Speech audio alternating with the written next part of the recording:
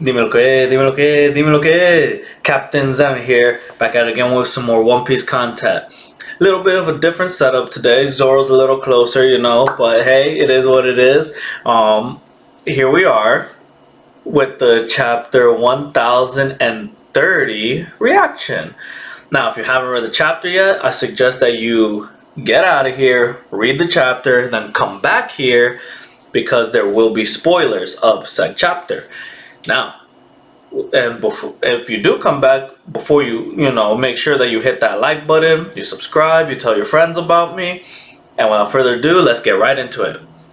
So, the name of the chapter, and it was a long one. I'm not gonna try to say it. It's the name of the chapter. It is what it is. We get the cover with Brook. Got some ants going, like a army of ants just kind of walking over Brook's shoes. All right, it was cute.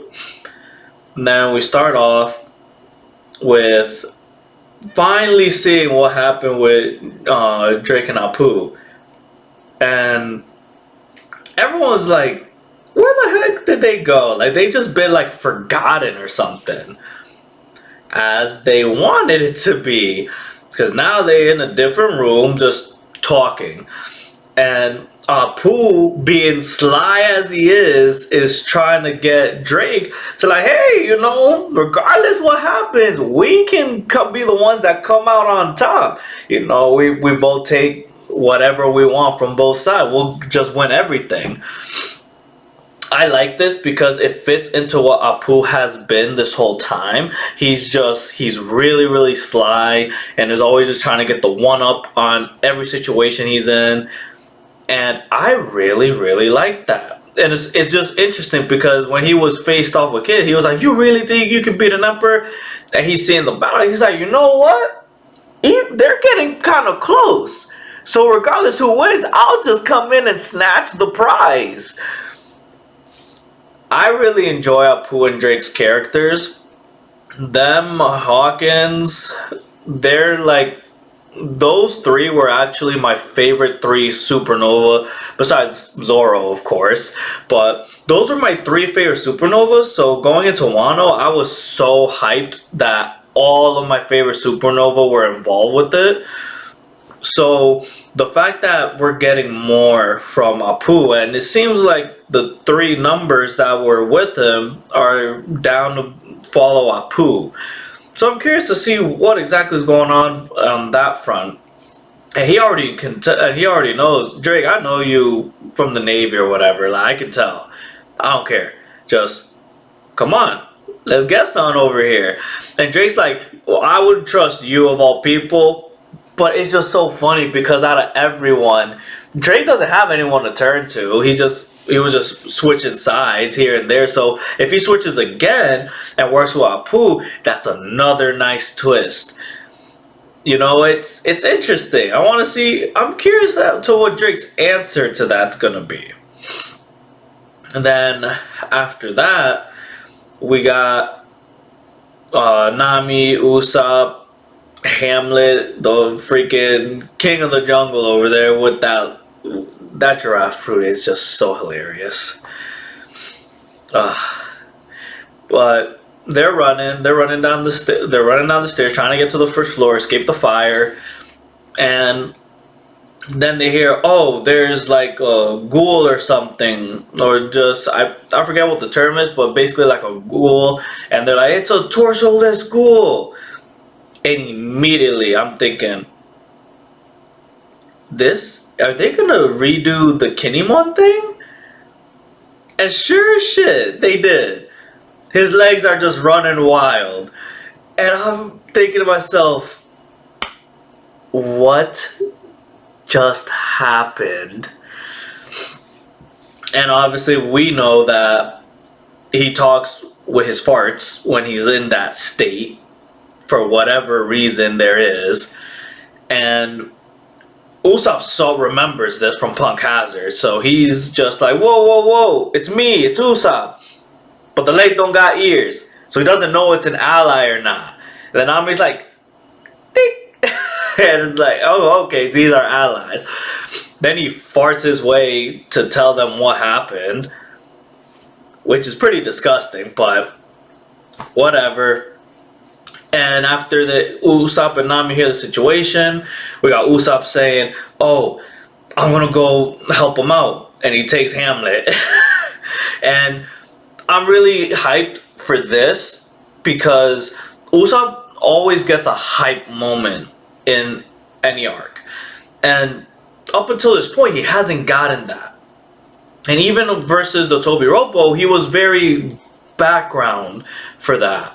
So I'm curious to see what's gonna happen once he reaches Kinemon and what this is all going to entail. I really want to see this hype moment from Usopp. Now, granted, we may not get anything, which is still fine because I still hope that we're going to be going to Elbaf pretty soon.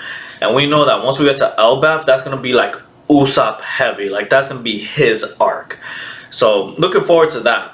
Hoping that Oda goes to Elbaf. But, you know, so Usopp's going to go handle that. And we see Kinemon, and he says to us, "Dang, that force was so strong, it popped me. I'm cut in two. Maybe I wasn't attached right." All this time and you weren't attached right? Granted, you can make the argument. Technically, Law didn't put them back together. They just kind of, boop, like puzzle pieces. So you could argue, oh, maybe those puzzle pieces were just left loose. And unless Law does it himself, it stays like that. Kind of an ass pull, but did you guys really think any of them were going to be dead? Come on. Kiku's alive. Kanjuro's alive. Are we really surprised? Like, Oda doesn't kill people. That's why people still have, like, in the back of their heads, a possibility that Pedro's not really dead. I think he is. But if he's not, I wouldn't be surprised. Now, we get Orochi is just telling Kanjuro, "Come on, you got one more act in you. You did great. Finish it. It's your encore. Show him the hatred of the Kurozumi." And Kanjuro, with his last breath, draws basically, it's like another. We got a lot of Punk Hazard references here because he draws something that you could argue resembles the slime from Punk Hazard, and you can also say that it resembles the blob that we saw in all of his flashbacks on the appearance of Kanjuro. And it's like a mix of the two, and it's just on fire and burning through everything, burning through walls, and he's gonna go to the armory. I don't know if Orochi's already there, but now we got like double jeopardy. If we fall, we're gonna blow up. If that thing gets there, it's gonna blow up anyway. Stakes continue to raise. This is good. This is really, really good. Now, I wonder who's gonna find Orochi. I'm hoping it's gonna be Hiyori or Denjiro. Or both of them. That would be really, really dope. Now, then we get, and I really liked how, as he was talking about this, how he references that, you know, it doesn't matter who wins in the Battle of the Emperors, and, you know, kind of like pointing, "Hey, Luffy the Emperor," and that was such a cool panel. It was half undermined, but at the same time, it was so hype because you just see Sanji versus Queen, Luffy versus Kaido, and Zoro versus King, and you just see that and go, these are the most important fights in the island right now. And I love it. And you just see Luffy, you know, with the palm out, and it's just so cool. So really, really hyped for that. Then we see Yamato in her full beast form. They're still going for the army, and she's pretty big as this wolf, if we didn't get that. clarified earlier in a previous chapter. But she's just on her way, trying to get there in time. Oh, and we also see Momo trying to do the little fire. He's like, come on, I gotta do whatever I can. I gotta keep this up. And as Yamato's running, we see the Ikako sovereignty go through the wall. And we see Kid falling. And then we get flashback. And it's revealed that him and Law have awakened their devil fruits. This is crazy. This is so hype. They awakened their devil fruits. Now, I'm just gonna say it. You know this must mean that Luffy's awakened his too. Because there's no way that Luffy, who does all this crazy shit with his fruit, didn't awaken it before or at the same time as these guys. Come on. But I really like their awakenings. It's so different from Dofi's and Katakuri's, which I am so happy with. Because I wanted to see a different type of awakening. I didn't want it to be just, oh, every awakening you just make everything like whatever your devil fruit is. And the fact that Law, his room was basically put into his sword, and then he was able to do a greater shockwave throughout Big Mom's body. And remember, arguably speaking, Law is the first person through an attack to make Big Mom bleed.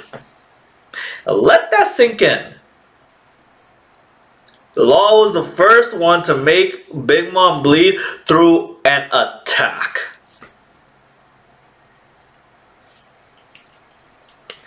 And then we get Kid. His awakening is so awesome. A sign. And he turns Big Mom into a magnet. To all my Naruto people, he basically did Chibaku Tensei on Big Mom. That is so cool. That was this is what we needed from Kid. I'm so happy we got this. And then we get the banter where Kid's like, hey, get me out of here, Law. And Law's like, stop telling me what to do. That was that whole sequence was just so awesome and so needed. These guys are freaking top tier. I'm so happy we're getting this. And I'm so curious because now that we've finished the Apu and Drake stuff and we're getting this, I hope that next chapter I hope when we get another chapter, Big Mom, Law and Kid. Just another chapter. 2 is probably going to be asking for too much, but at least one more chapter of just that fight. I really want to see that. And then we get into the main course and Sanji, Zoro, and Luffy's fights. The fact that Oda is basically saying it's these fights and then it's Big Mom, Kid, and Law. That's kind of crazy because that's a Yonko you're putting after those 3 fights. Well, before those 3 fights. And if people are gonna be upset on the Kinemon thing or the Kiku and Kanjo being alive thing and like downrate this chapter or whatever, I'm sorry, but have you not been reading One Piece? You really think that people were gonna die? Really? This was a hype chapter. This was a really good chapter. Obviously, mixed feelings because of the whole Kinemon stuff, but at the end of the day, the hype with the end, with Law and Kid, that was amazing. That was phenomenal. But let me know what you guys thought of the chapter. Did you like it? Mixed feelings? Hate it? What do you feel about the chapter? Like, comment, subscribe, share with your friends, and I will see you next time. Captain Zevin, out.